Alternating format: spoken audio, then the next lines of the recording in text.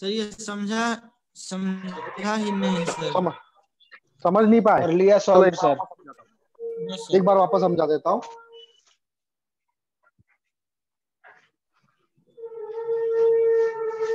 तो देखो, शायद डिस्कनेक्ट हो गया था। ये नंबरिंग करना आ गया आप लोगों को? नंबरिंग में कोई दिक्कत? तो हमें जो रेजिस्टेंस निकालना है इक्विवेलेंट, वो ए और बी के बीच में निकालना है। मतलब ए पर क्या है 1 और बी पे क्या है 3। तो मैं इन पॉइंट्स को सबसे लास्ट पे लिखना। ए 1 को इधर लिखो आप जैसे, और 3 को इधर लिखना। जिनके बीच में निकालना है उनको सबसे कॉर्नर पे रखेंगे। फिर उसके बीच में जितने भी पॉइंट्स है वो सारे बीच में आएंगे। यहाँ पे मान लो 2 आ गया। अब जो पहला रेजिस्टेंस है वो किसके बीच में कनेक्टेड है? 1 और 2 के बीच में। तो पहला रेजिस्टेंस मैंने कनेक्ट कर दिया 1 और 2 के बीच में। इसकी वैल्यू क्या है? आर। फिर जो सेकंड रेजिस्टेंस है ये वाला, ये 1 और 2 के बीच में कनेक्टेड है, तो इसको कनेक्ट कर दो 1 और 2 के बीच में, ये आर आ गया। फिर जो थर्ड रेजिस्टेंस है ये 2 और 3 के बीच में है, ये हो गया आपका आर। 2 और 3 के बीच में ये आपका हो गया आर। फिर जो फोर्थ रेजिस्टेंस है आपका ये वाला आर, ये किसके बीच में कनेक्टेड है? 3 और 2 के बीच में। तो 3 और 2 के बीच में एक और रेजिस्टेंस लगा दो, तो ये हो गया आपका आर। अब ये दोनों आर कैसे हैं? पैरेलल में। तो कितना आएगा? R/2। ये दोनों कैसे है? R/2। तो R/2 प्लस R/2 दोनों सीरीज में जाएंगे, तो आर इक्विवेलेंट आ जाएगा ए और बी के बीच में, आर आ जाएगा। Yes sir. आया समझ में? Yes sir. No sir. ठीक है, नोट करना चाहो कर लो। नेक्स्ट क्वेश्चन देखते हैं अब। चलो अगला क्वेश्चन देखें।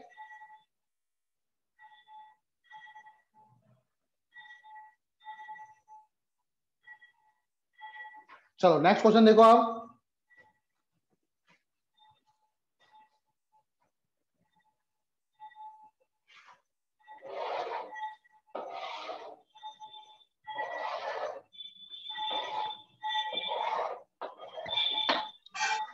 एक रेजिस्टेंस यहां पर, नहीं वो मैं जानबूझ के थोड़ा सा, एक रेजिस्टेंस यहां पर, एक रेजिस्टेंस यहां पर, एक रेजिस्टेंस यहां पर, एक रेजिस्टेंस यहां पर। ये पॉइंट है आपका ए, ये पॉइंट है आपका बी।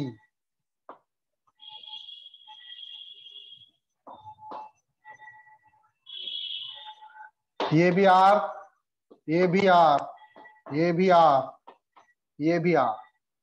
तो हमें इक्विवेलेंट रेजिस्टेंस निकालना है ए और बी के बीच में। कैसे सॉल्व करोगे?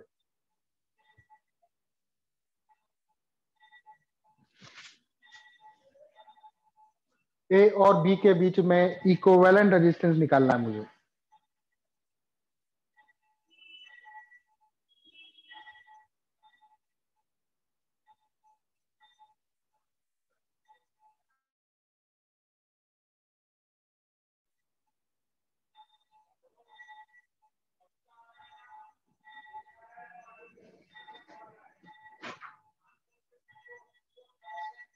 नंबरिंग करो, ए पे 1।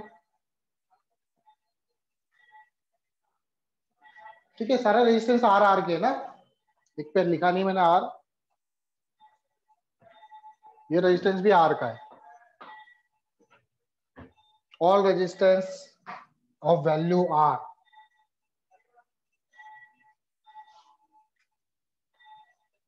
सॉल्व करना है ए और बी पर के बीच में। नंबरिंग करो, ए पे 1 करो, हो जाएगा। नंबरिंग करो, थोड़ा टाइम लगेगा, कर लो सॉल्व। 1 2 3 नंबरिंग करो और उसको रीड्रॉ करो वापस से।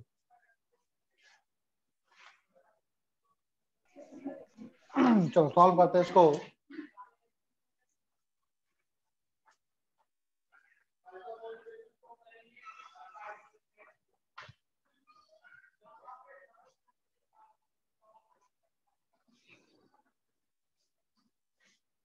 नंबरिंग करो उसकी। तो मैंने नंबर डाला यहां पर 1, और कहां पे 1 आ सकता है? और कहीं पर भी 1 नहीं आ सकता। चलो अब नंबरिंग करते हैं 2। यहां पे 2 लिखा, पूरा वायर है, यहां पर भी 2 होगा। फिर बी पर मैंने लिखा, और कहीं पे 2 आ सकता है और कहीं नहीं आ सकता। बी पे लिखा मैंने 3, ठीक है, और 3 नहीं आ सकते। तो पॉइंट लिखो 1, ये 1 हो गया, बीच में आएगा 2, और इधर आएगा आपका 3, क्योंकि मुझे रेजिस्टेंस 1 और 3 के बीच में निकालना है। तो पहला रेजिस्टेंस इस वाले को देखो 1 और 2 के बीच में कनेक्टेड है, तो 1 और 2 के बीच में लगा दो। अगला वाला 2 और 3 के बीच में कनेक्टेड है, तो 2 और 3 के बीच में लगा दो। ये वाला 1 और 2 के बीच में, 1 और 2 के बीच में। फिर ये वाला 2 और 3 के बीच में, यहां से निकालो, 2 और 3 के बीच में लगा दो। और कौन बचा? ये वाला 1 और 3 के बीच में। सबकी वैल्यू क्या है? आर। देखो इन दोनों को सॉल्व करेंगे कितना आएगा? r/2। इन दोनों को सॉल्व करेंगे कितना आएगा? r/2, r/2 plus r/2 r। फिर वो r और ये r दोनों पैरेलल में हो जाएंगे, तो r equivalent between a and b क्या आएगा? r/2 आएगा। आया समझ में? Yes sir. कोई डाउट? No sir. हमें क्या करना होता है? हमें हर रेजिस्टेंस के जो एंड पॉइंट्स हैं उनकी नंबरिंग करनी होती है। अगर आपको, आप चेक कर लो कि हर रेजिस्टेंस के एंड पॉइंट की नंबरिंग हुई कि नहीं हुई। चलो ठीक है, इस तरह के क्वेश्चंस आप लोगों को आने चाहिए। अगला क्वेश्चन आता है आपका अब लैडर प्रॉब्लम्स। लैडर नाम से पता चल रहा है, हिंदी में बोलते हैं सीढ़ी।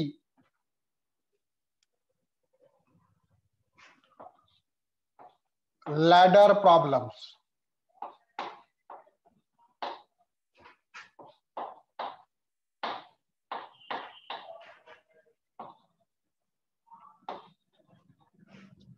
तो लैडर प्रॉब्लम में देखो किस तरह के सवाल होंगे। मान लो यहां पे एक रेजिस्टेंस ले लिया मैंने, यहां पे एक रेजिस्टेंस ले लिया,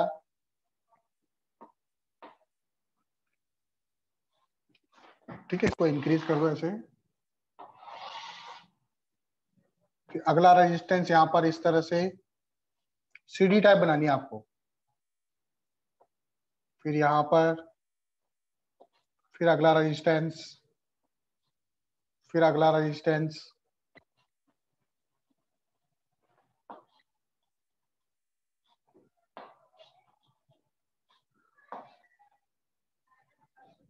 इस तरह से ये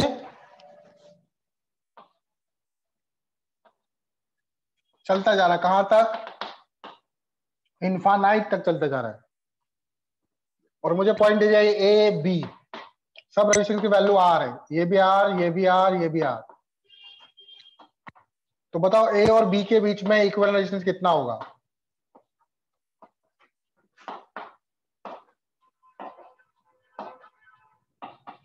ए और बी के बीच में इक्विवेलेंट रेजिस्टेंस पूछ रहा है।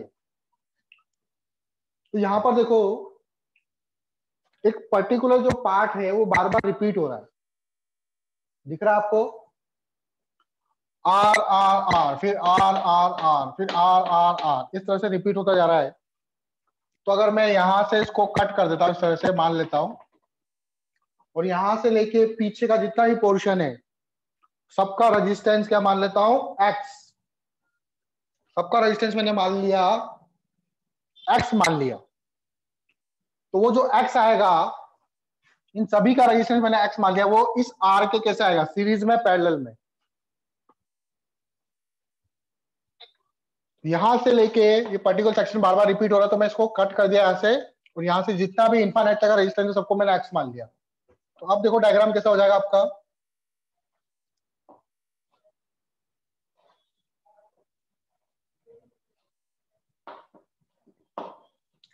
और वो जो एक्स रेजिस्टेंस है वो इसके कैसे आएगा, पैरेलल में आएगा।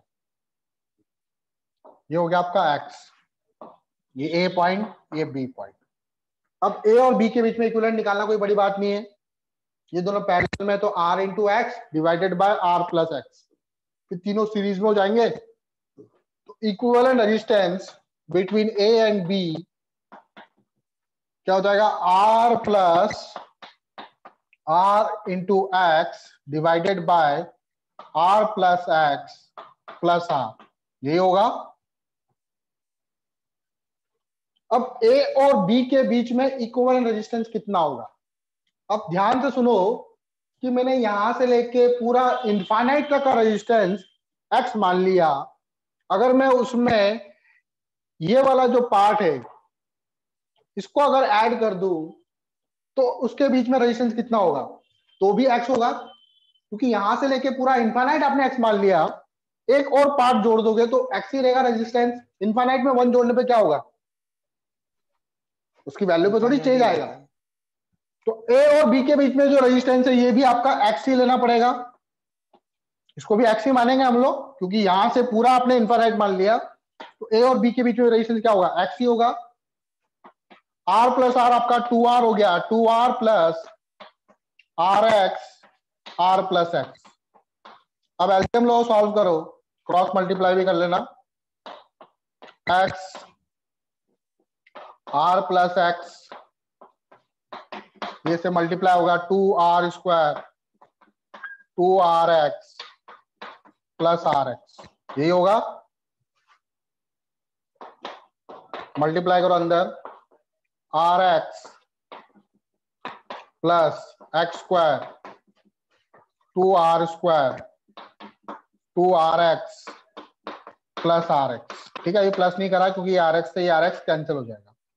तो आपके पास जो इक्वेशन बनेगी, इधर दिख रहा है आप लोगों को, X square minus 2rx minus 2r square equal to 0। ये क्वाड्रेटिक इक्वेशन बन गई। तो क्वाड्रेटिक इक्वेशन को आपको सॉल्व करना आता ही है, डिस्क्रिमिनेंट वाला फॉर्मूला। x हो जाएगा minus B plus minus under root D by 2a, याद है formula, Sridharacharya formula. Minus B, B कितना है माइनस 2r, तो माइनस बी 2r प्लस का हो जाएगा प्लस माइनस बी का स्क्वायर 2r का square 4r square minus 4ac 4 to जा 8 8r square divided by 2a 2 into 1। तो x इक्वल टू हो जाएगा 2r प्लस माइनस 4 प्लस 8 12। तो 12 का आएगा 2r root 3 divided by 2 2 common ले लो, x इक्वल टू हो जाएगा r 1 प्लस माइनस रूट 3। अब जैसे मैं अगर माइनस लेता हूं यहाँ पे माइनस रूट 3, तो 1.732 वैल्यू होती है इसकी, तो आपका रेजिस्टेंस नेगेटिव में आएगा। तो नेगेटिव में तो आ नहीं सकता, तो हम लोग क्या लेंगे, तो फाइनल आंसर होगा आपका x। x ही आपका आंसर है इसका, 1 प्लस रूट 3 होगा, क्योंकि रेजिस्टेंस नेगेटिव में नहीं हो सकता। आया समझ में। लेटर प्रॉब्लम में किस तरह से करते हैं, एक पर्टिकुलर सेक्शन बार बार रिपीट होता है तो उसको वहां से कट करके आप पूरा रेजिस्टेंस इनफाइनाइट का x मान लो। कोई डाउट? सर समझ गया, समझ गया सर।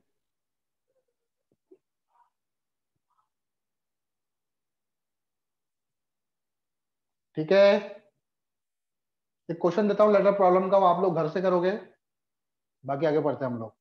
तो नोट कर लो इसको जब तक। कर लिया नोट कर लिया तो बता दो, कर लिया। चलो आगे देखो। अब यस सर। क्वेश्चन में घर, लेटर प्रॉब्लम का क्वेश्चन घर पे करके ले देता हूँ, उसको सॉल्व करना आप लोग।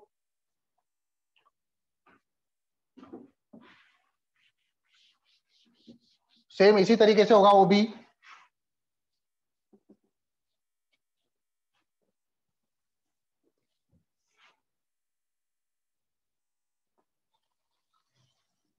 कोई रेजिस्टेंस नहीं है, बिल्कुल स्ट्रेट वायर है, ये भी लैडर प्रॉब्लम है। इक्विवेलेंट रेजिस्टेंस निकालना ए और बी के बीच में।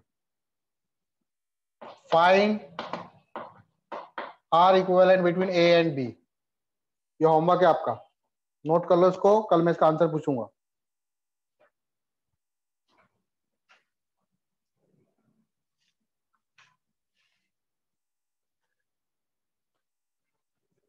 क्या आंसर बता दूं आप लोगों को? नहीं सर, हम खुद ही करके लाएंगे। ठीक है।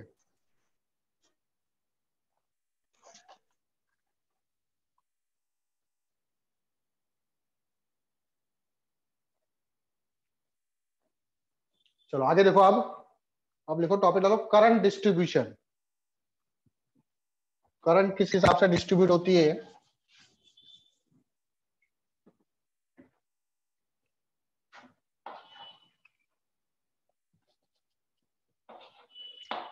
करंट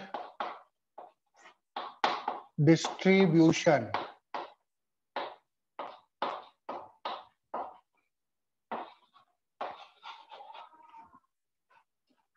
ठीक है। तो एक सर्किट बना लेते हैं हम लोग, एक रेजिस्टेंस यहां पर,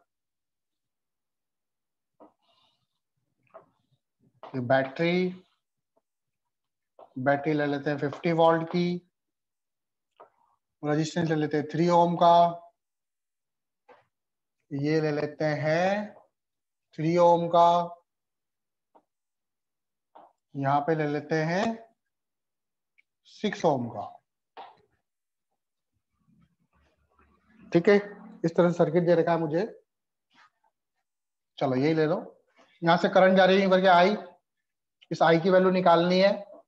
यहां से ये जा रही है, मान लो यहाँ पे करंट जा रही है कितनी, डिवाइड हो जाएगी, I1 यहाँ पे जाएगी, यहाँ पे जाएगी I2।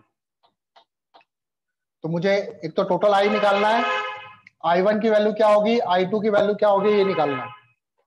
Find I, I1, I2। Find I, I1, I2 find करना हम लोगों को।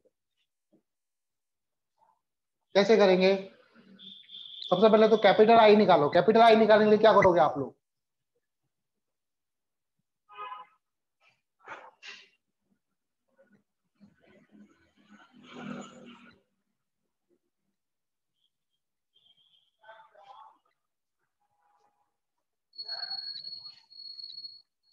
सबसे पहले कैपिटल आई निकालो। कैपिटल आई की वैल्यू बताओ कितनी आएगी?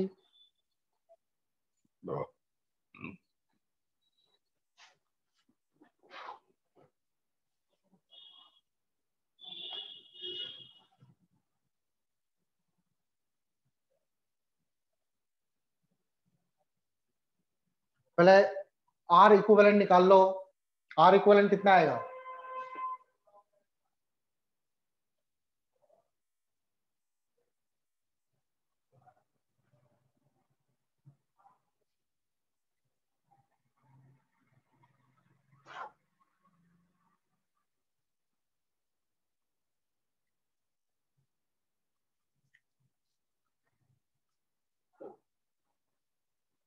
तो आर इक्विवेलेंट कितना आएगा? देखो सॉल्व करते हैं हम लोग। 6 और 3 दोनों कैसे हैं? ये पैरेलल में। 6 और 3 का कितना आ जाएगा? 2। 2 और 3 कैसे हो जाएंगे? सीरीज में 5 ओम। आई इक्विवेलेंट हो जाएगा आई बराबर V upon R equivalent. V कितना है आपका? 50 वोल्ट। 50 डिवाइडेड बाय 5 कैंसिल होगा, कितना आएगा? 10 एम्पियर। तो यहां से मतलब 10 एम्पियर की करंट जाएगी। अब इसको सॉल्व करने के लिए कैसे करेंगे? एक तरीका मैंने बताया था, अगर मुझे I1 निकालना है तो ये वाला resistance 6 ohm divided by total resistance 3/6 into total current. बताया था क्या? याद आ रहा है कुछ? तो 6/9 इंटू आई कितना है 10, 3 2 जा 6, 3 3 जा 9, इसका आंसर होगा 20/3 एम्पियर। I1 की वैल्यू होगी 20/3 एम्पियर। I2 कितना होगा 3 डिवाइडेड बाय 3 + 6 इंटू करंट कितनी टोटल 10, तो 3/9 इंटू 10, 3 3 जा 9, तो ये होगा 10/3 एम्पियर। आया समझ में? I1 I2 कैसे निकाला? आया समझ में? Yes sir.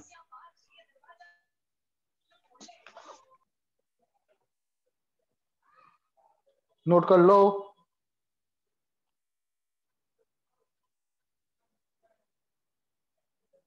चलो अगला क्वेश्चन देखिए अब।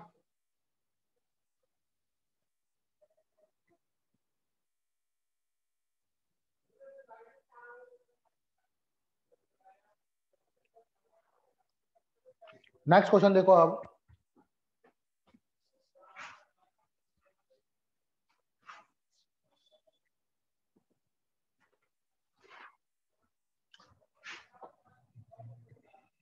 अगेन एक बैटरी ले ली मैंने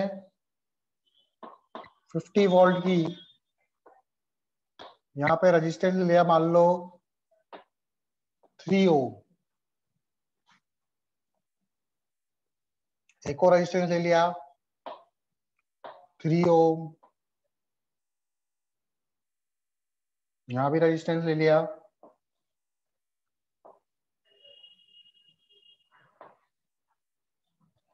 यहां भी रजिस्टेंस ले लिया 2 ओम, यहां एक रजिस्टेंस ले लिया 4 ओम, ये भी 3 ओम,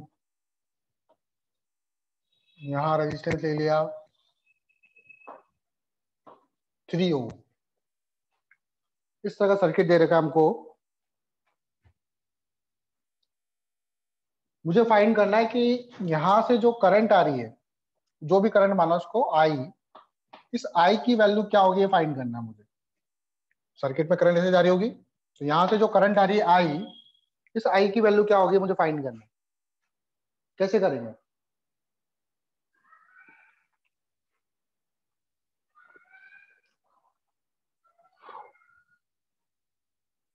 तो सबसे पहले आपको क्या निकालना होगा? आर इक्विवेलेंट निकालो। चलो इक्विवेलेंट रेजिस्टेंस निकाल के बताओ पहले।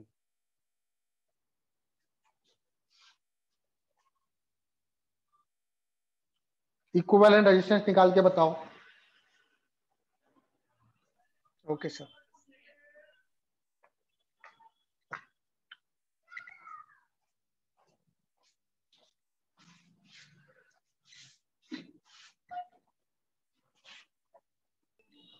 चलो इसको सॉल्व कराता हूं मैं,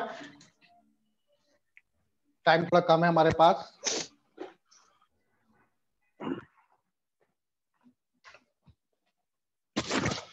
तो सॉल्व करो। देखो इसको पहले आर इक्विवेलेंट निकालो कि बैटरी से जो है कितनी करंट निकल रही। तो पहले ये देखो, ये 3 ओम और ये 3 ओम कितना हो गया 6 ओम। फिर इन दोनों को हटा के यहाँ पे क्या लगा दूंगा, एक 6 ओम का रेजिस्टेंस लगा दूंगा। फिर ये 6 और 3 कैसे आ जाएंगे, पैरेलल में आ जाएंगे। तो 6 और 3 को सॉल्व करोगे कितना आ जाएगा, 2 ओम आ जाएगा। ये सारा हट गया, फिर ये 2 ओम आ गया। फिर ध्यान से देखो, ये 2 और ये 2 दोनों कैसे हो गए, सीरीज में। सीरीज में 4 आ जाएगा। तो कितना हो जाएगा 4। फिर ये 4 और 4 कितना हो जाएगा पैरेलल में। फिर ये हटेगा, कितना आ जाएगा 4 4 2, फिर ये 2 और 3 5 हो जाएगा। तो आर इक्विवेलेंट कितना आएगा, आर इक्विवेलेंट आपका आएगा 5 ओम। तो करंट निकालो आई बराबर, यहां से जो करंट निकल रही है आई, वो क्या होगा V by R equivalent. V कितना है 50, रेजिस्टेंस कितना है 5, अगेन यहाँ पर 10 एम्पियर की करंट निकलेगी। ठीक है, वापस से इसको मैं रीड्रॉ कर रहा हूं। अब देखो मुझे करंट पता चल गई है, कितनी करंट फ्लो कर रही है। ये 3 ओम, ये 3 ओम, ये 3 ओम, ये 2 ओम था। अब देखो करंट यहां पर पहुंची, अब इसको 2 ब्रांच मिलेगी, एक तो ये 3 ब्रांच, 1 2 3। अब किस ब्रांच में कितनी करंट जाएगी कैसे निकालेंगे? तो देखो अगर मैं यहां पर क्या लिखूं, 2-3 तरीके मेरे पास को करने के। इन तीनों को सॉल्व करने पे कितना आ रहा था? चलो इन चारों को सॉल्व करने पे कितना आ रहा था? 4 3 3, ये 6 था, 6 3 2 2 2 4, ये 4 ओम, ये 4 ओम। तो मतलब आधी करंट यहाँ पे जाएगी, आधी करंट इन दोनों में जाएगी। तो इसमें कितनी करंट जाएगी? 5 एम्पियर की। तो देखो 5 एम्पियर की करंट यहां से आ रही है, यहाँ पर 10 एम्पियर है, तो यहाँ पे करंट कितनी होनी चाहिए? यहाँ पे करंट कितनी होनी चाहिए? 5 एम्पियर होगी, तभी तो ये सम हो जाएगा 10 एम्पियर का। इसका मतलब इस ब्रांच में कितनी करंट आ रही होगी? इस ब्रांच में कितनी करंट आ रही होगी? 5 एम्पियर। आई की वैल्यू क्या होगी? 5 एम्पियर आंसर होगा आपका।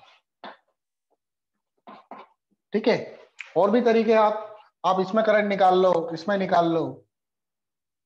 ठीक है, पहले इन दोनों को सॉल्व, वही तरीका तो वही है। या फिर आप क्या करो, इसमें पोटेंशियल डिफरेंस निकाल लो, जैसे यहाँ पे लिखा आपने। ठीक है, इसको नोट कर लिया।